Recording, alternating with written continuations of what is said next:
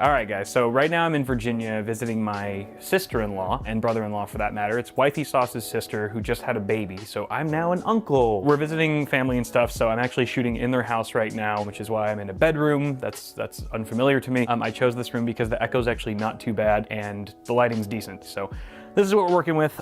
Today I'm gonna show you guys exactly how I made my own in-flight entertainment center setup, whatever you wanna call it. Gee Willikers, what's that thing in your hand? It looks sad and probably doesn't perform well. You'll be much happier with the Iron Claw RGB gaming mouse from Corsair. It has a lightweight body and contoured shape that's perfect for palm grips and larger hands. An 18,000 DPI optical sensor, built to last Omron switches, and 7 programmable buttons are sure to make this your new favorite pointer. Click on the link below for more info. I've been pretty fed up with the in-flight entertainment screens that most planes have. Either the video quality sucks or the audio. I think the audio is probably the biggest issue. It's usually just terrible quality and not loud enough to even overcome the sounds of the plane. The touchscreens are usually really finicky and you never really know what you're gonna get with the actual media selection.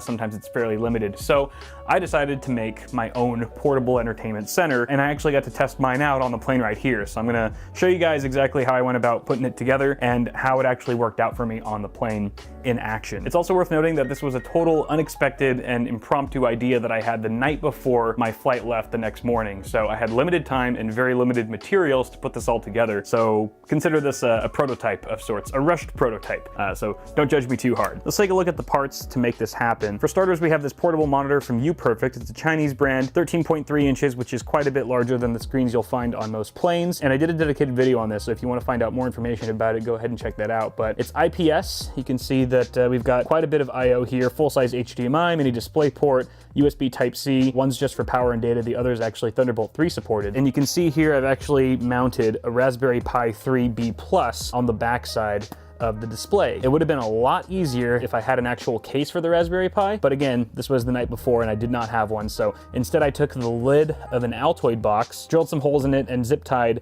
the Raspberry Pi to the box. That way I could actually have a flat surface that would adhere well to the display. Using some adhesive Velcro, pretty simple. You can also see I bent down some of the tin right here, so we have access to the micro SD card that's got our operating system on it. I also kind of tried to roll the edges there so I don't cut myself in the process of handling it. This is what's driving the whole scene. It's running the whole show, and it's perfectly capable of playing back HD video. You can see we've got an HDMI, little HDMI cable coming off of here, and I've got a little tie down there for cable management to keep it from flopping around. This goes straight into the monitor, just like that. And then on the other side, we have USB. There's 4 USB ports here. You can see we've already populated 3 of them. 2 of them are dongles, one for a mouse, one for keyboard. And then this is actually a 32 gig USB stick that we have our movies loaded onto. Now, originally I tried to use the last USB port to power the monitor, which is why I have this little cable management accessory thing that's just stuck on with adhesive, but I ended up not needing to use this because the USB port on the Raspberry Pi wasn't enough to actually drive this display. So instead, we're just gonna power it straight from this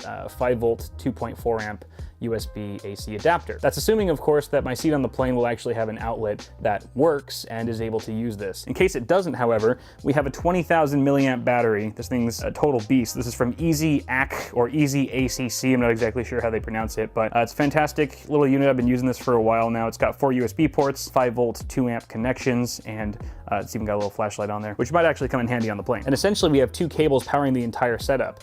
One end is USB Type A, and the other ends are USB Type-C to drive the monitor, and micro USB in order to power the Raspberry Pi. You can see I zip tied both 3-foot cables together just for ease of use and to keep them a bit more tidy on the plane. Now I could have just plopped this monitor down on the fold-out tray in front of me, but then I would have had to look down the whole time while watching movies, and that eventually leads to a lot of neck pain, and it's just, it's really bad posture. It's not very comfortable. So I wanted to get this eye level or as eye level as possible, which is why I bought this little car mount. It's actually a suction mount. You can see that there's a magnet on this side. This is from OHL Pro, by the way. But the mount came with a couple magnetic pieces that have adhesive on one side. So I just stuck one to the monitor, and it's as simple as clicking it like that. And then you just stick the suction cup onto the actual entertainment screen of the plane. That's assuming, of course, that your plane has an entertainment screen. Otherwise, this kind of doesn't work. But every cross-country flight I've ever taken has had an in-flight display, so I wasn't too worried about that. But moving on here, we have a couple peripherals to control everything. This is not a touch screen, so we needed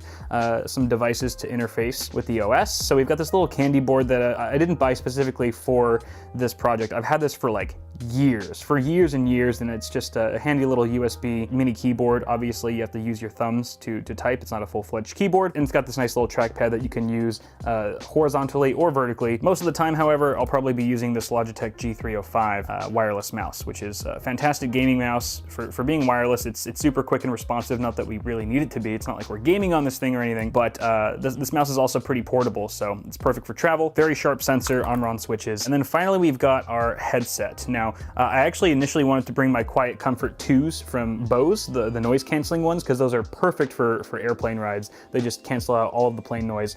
But Bluetooth was not working. Bluetooth wasn't working properly, I should say, on the Raspberry Pi, because it does have built-in Wi-Fi 802.11ac, as well as Bluetooth, but the Bluetooth was just not being very stable with that Bose headset, so it just kept connecting and disconnecting. So eventually I just got sick of trying, since, again, limited time, and went with this guy because it has its own wireless dongle that bypasses all that Bluetooth nonsense. It's kind of funky because you've got this microphone and stuff. It's a little awkward bringing this on a plane, but whatever gets the job done. So those are all the pieces of our little makeshift entertainment center. It looks like there's quite a lot here, but it actually fits inside of a small backpack. It doesn't take up much more room than an ordinary laptop would. And of course, this could have all been made much simpler if I had just stuck with this suction mount and maybe gotten a tablet that has, you know, sort of all-inclusive battery source and touchscreen and stuff like that. But this is way funner. This is way funner. It was definitely a bit more interesting and warranted an actual video. Plus, this was the first time that I actually had sort of a neat idea on how to use the Raspberry Pi that I got